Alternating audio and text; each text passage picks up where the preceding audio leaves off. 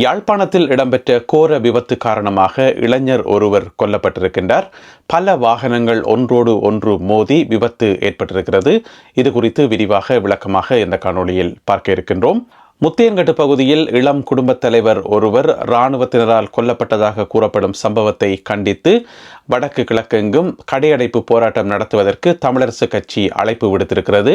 கைது செய்யப்பட்டு விளக்கமறியலில் வைக்கப்பட்டிருந்த பாதாள உலக குழுவைச் சேர்ந்த நபர் ஒருவர் 3வது மாடியிலிருந்து குதிக்க முயன்ற போது படுகாயமடைந்திருக்கின்றார்.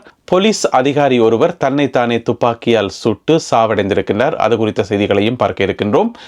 ஓய்வூதியம் நிறுத்தப்படுவதன் காரணமாக 500க்கும் அதிகமான முன்னாள் பாராளுமன்ற உறுப்பினர்கள் பாதிக்கப்படுவார்கள் என சொல்லப்படுகிறது. அது குறித்தும் பார்க்க இருக்கின்றோம். இந்த செய்திகள் உட்பட மேலும் பல செய்திகளும் தகவல்களும் இன்றைய காணொளியில் காத்திருக்கின்றன. அத்துடன் ஒரு முக்கியமான கேலி சித்திரமும் இருக்கிறது தேசபந்து தென்னக்கோன் அவர்கள் சம்பந்தமாக. எனவே எல்லாவற்றையும் தொகுத்து இந்த காணொளியில் பார்க்கலாம். தமிழடியான் சொந்தங்கள் அனைவருக்கும் வணக்கம். ஆகஸ்ட் மாதம் 11ஆம் திகதி 2025ஆம் ஆண்டு திங்கட்கிழமை. வாருங்கள் காணொளிக்குள் போகலாம். இன்று திங்கட்கிழமை நாடளாவிய ரீதியில் மருத்துவர்களால் முன்னெடுக்கப்பட இருந்த போராட்டம் இறுதி நேரத்தில் கைவிடப்பட்டிருக்கிறது.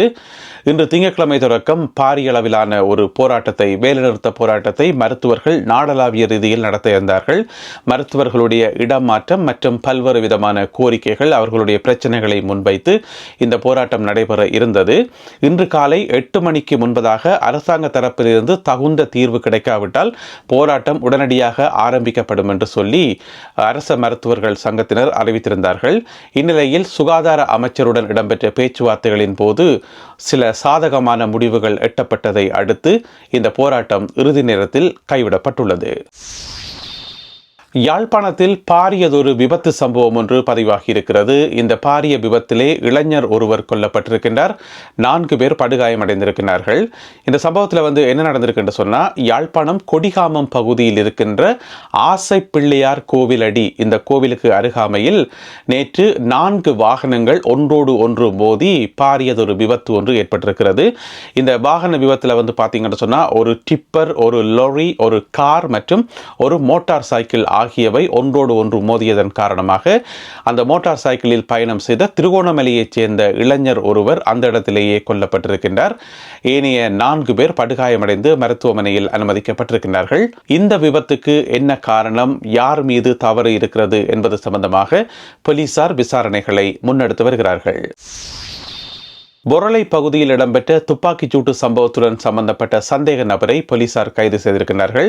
உங்களுக்கு ஞாபகம் இருக்கும் நினைக்கிறேன், கடந்த 7ஆம் திகதி வியாழக்கிழமை இரவு பொரளை பகுதியில் இடம்பெற்ற துப்பாக்கிச் சூட்டு சம்பவத்தில் 5 பேர் படுகாயமடைந்து மருத்துவமனையில் அனுமதிக்கப்பட்டிருந்தார்கள்.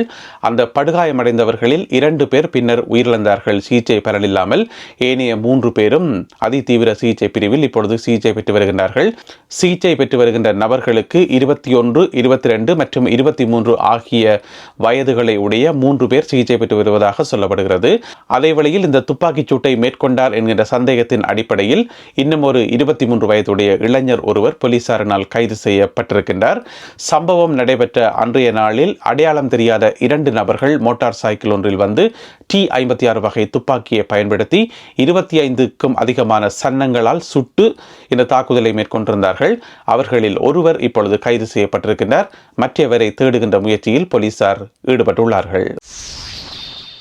திலின சம்பத் என அழைக்கப்படுகின்ற ஒரு பாதாள உலக குழுவைச் சேர்ந்த முக்கிய நபரை போலீசார் கைது செய்திருந்தார்கள். உங்களுக்கு ஞாபகம் இருக்கும் நினைக்கிறேன், இந்த செய்திகளில் சொல்லியிருந்தாங்க.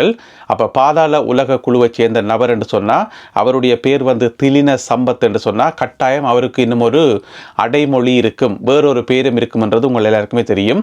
அந்த வேறொரு பேர் என்னென்று சொன்னால் வலஸ் கட்டா. அந்த வலஸ் கட்டாவை வலுக்கட்டாயமாக போலீசார் பிடிச்சு கொண்டு போய் விளக்கமறியலில் வைத்திருந்தார்கள்.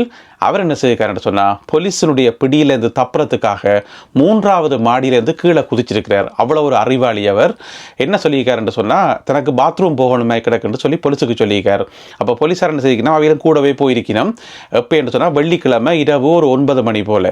இதுக்கிடையில் அவர் தடுத்து வைக்கப்பட்டிருந்த அந்த கட்டிடம் ஒரு மாடி கட்டிடம் போல இருக்குது. எனவே அவர் அந்த கட்டிடத்தினுடைய 3வது மாடியில் தான் தடுத்து வைக்கப்பட்டிருந்தவர். அப்போ போலீஸார் என்ன செய்யணும்னு சொன்னால் அவரையும் கூட்டிக் கொண்டு பாத்ரூம் பக்கம் போயிருக்கணும். அப்போ பாத்ரூமுக்கு கிட்டவா போனோடனே திடீரென அந்த போலீஸாருக்கு மேலே அடிச்சு போட்டு போலீஸார் மேலே தாக்குதலை மேற்கொண்டுட்டு 8 ஜன்னல்களால் பாஞ்சிக்கார் வெளியில் போலீஸ்லேருந்து தப்புறதுக்காக. அப்போ 3வது மாடியிலேருந்து கீழே குதிச்சா என்ன நடக்கும்?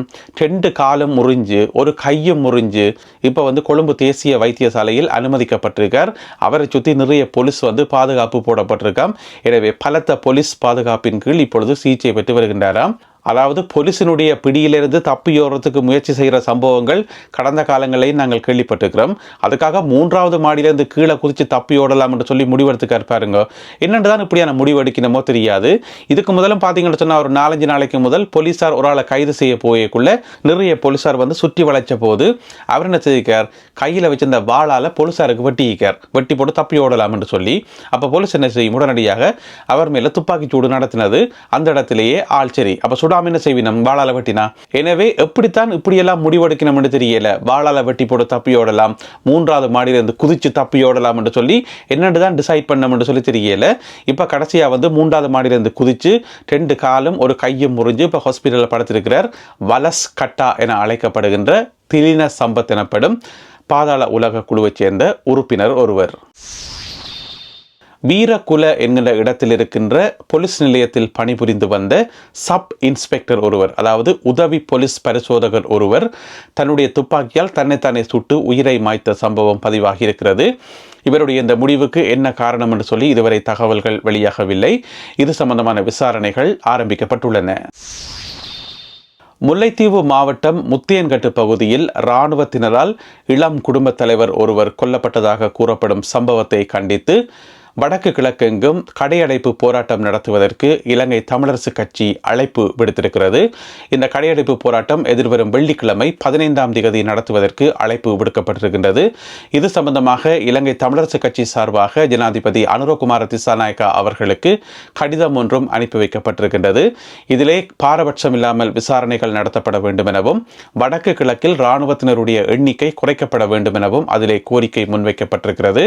இலங்கை இராணுவத்தினுடைய 62வது படைப்பிரிவைச் சேர்ந்த இராணுவத்தினர் தான் குறிப்பிட்ட இந்த இளைஞர்கள் மீது தாக்குதலை மேற்கொண்டார்கள் என கூறப்படுகின்றது. அதே வேளையில் நேற்றைய நாளில் இடம்பெற்ற உடல் கூற்று பரிசோதனைகளை அடுத்து உயிரிழந்த இளைஞருடைய முகத்தில் அடிகாயங்கள் இருந்ததாக கண்டறியப்பட்டுள்ளது.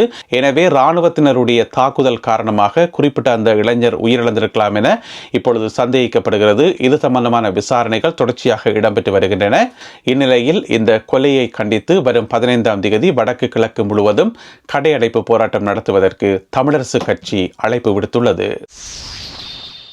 முன்னாள் பாராளுமன்ற உறுப்பினர்களுக்கு வழங்கப்பட்டு வருகின்ற ஓய்வூதியத்தை நிறுத்துவதற்கான முயற்சிகளில் அரசாங்கம் ஈடுபட்டிருக்கிறது. உங்கள் எல்லாருக்குமே தெரியும்.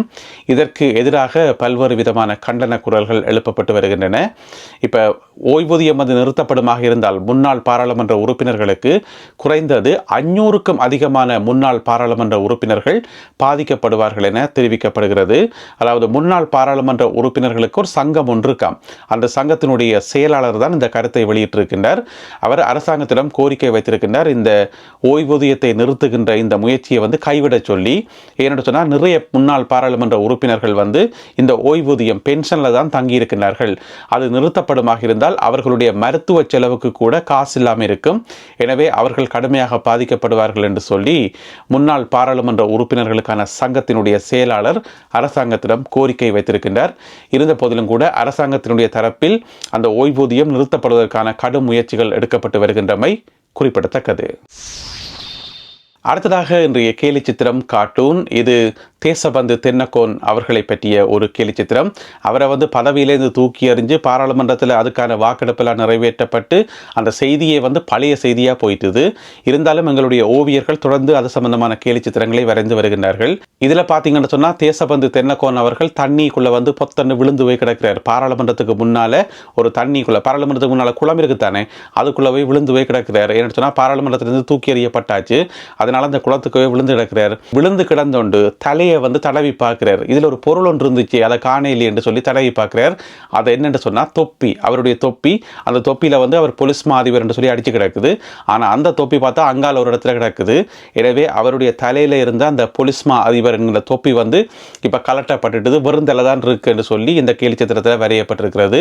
எனவே இந்த ஒரு கேலி சித்திரம் மற்றும் இன்றைய காணொலியில் பகிர்ந்து கொள்ளப்பட்ட செய்திகள் தொடர்பான உங்களுடைய கருத்துக்களை மறக்காமல் கீழே எழுதுங்கள். மீண்டும் மற்றும் ஒரு காணொலியில் உங்களை சந்திக்கின்றேன். அதுவரை நன்றி, வணக்கம்.